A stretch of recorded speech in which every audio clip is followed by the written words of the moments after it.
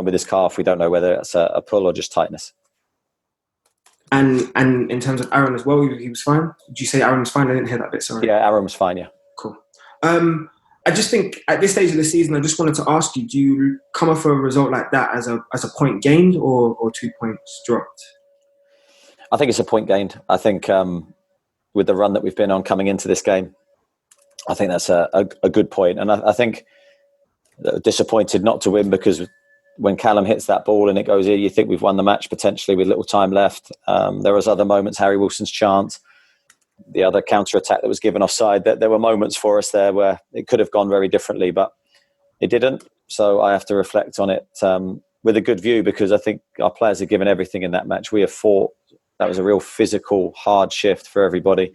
And that's the kind of thing that we're going to need in our battle to stay up.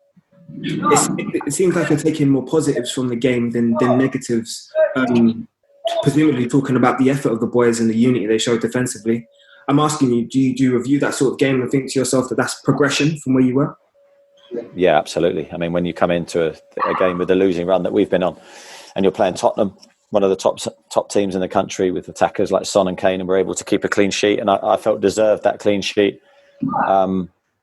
And the players give what they gave in the game. You know, a lot of people come into this game today would have thought that watching us previously would have thought that we've not responded well to the fight ahead of us. I think today we gave everything that we've wanted to give in the previous games, and we've shown that our hat's still in the ring. You know, we're still in there, and we won't quit till the end.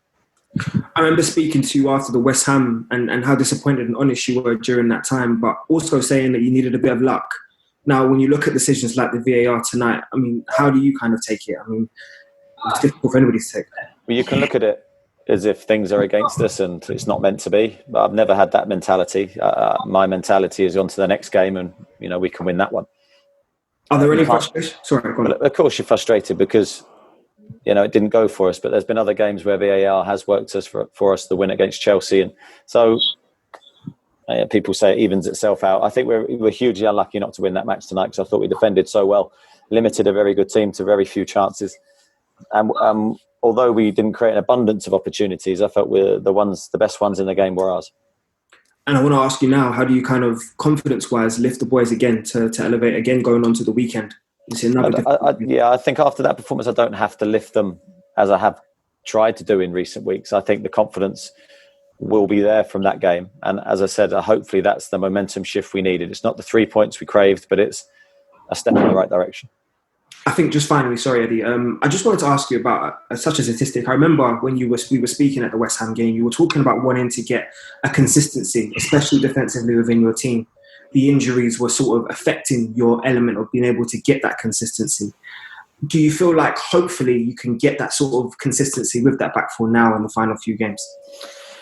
Well, we'll see. I think we've still been tested in that regard. We lost Chris Mepham. Obviously, we hope we don't lose Adam tonight and David. So we'll see. I think it's been a challenge for us this season, but I think this has probably been the most numbers I've had to pick from, probably at any point during the season. I've said many times before, I don't think all those players are 100% fit, but I think that with every game they're getting better. Top man, thank you, Eddie. I'll speak to you tomorrow. Thank you. Thanks, JD. Any others from anyone else? Yeah, I'd like to ask a question, if I may. Andy Dillon from The Sun, please. Hi, Eddie. Hi. Hiya. Just a couple from me. Firstly, I wonder what you made of the early incident involving Josh King and Harry Kane, the VAR, the penalty claim. The TV studio saw it as a nailed-on penalty. So I'd like if you could give us your thoughts on that. And secondly, is there not a danger? It's a great performance and everything. Is there a danger you're running out of time for those kind of performances to save you? That there's perhaps this may have come just a bit too late? On the first one, the penalty, I'm only as good as your eyes, really. I've not seen it again. So it wasn't given. VAR's there for that. So if we've got the benefit of VAR in that decision, then I'll take that against the two that we didn't get tonight. In terms of running out of games, yeah, it's a possibility. Who knows? But we still have games left and we still have points to play for and we still believe. So the end of the season will tell us the answer to that question. Thank you. Eddie, just one from me, if I may. defensively, the team seemed very solid and were able to weather certain periods of pressure in a way that at times this season we've seen them falter. How pleasing was that to see them react in that way and to be that solid?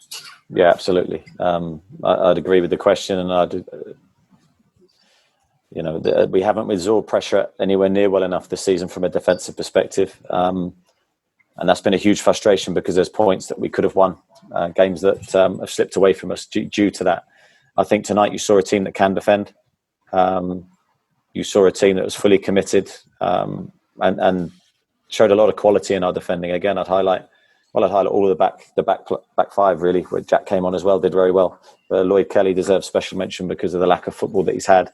But I think he's shown in his last two games the promise that I've been talking about, where no one's seen. How highly I rate him and where I think he can go in his career. He's been thrown into a really difficult environment at the moment, really high pressure, high stakes, big games against big opponents. He's really seemed to have stepped into it, and at centre half too, he can play in both positions. So, as you say, how pleasing is that? Yes, it's been brilliant to see. You want to give young players opportunities, and we believe we've brought a lot of young players to the football club, and we believe in them. Sometimes you get thrown in at the deep end and you find out the most answers, and I think with Lloyd, the last two games he's been immense for us. It's just the start of the journey for him. There's a lot more to come, but very pleased with the start he's made. Thank you. Tony Banks, have you got one? I just wanted to really, this is something you can build on, isn't it? This result, it seems to me, and more particularly this performance.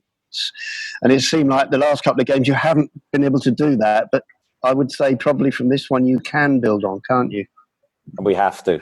I don't think can. We have to.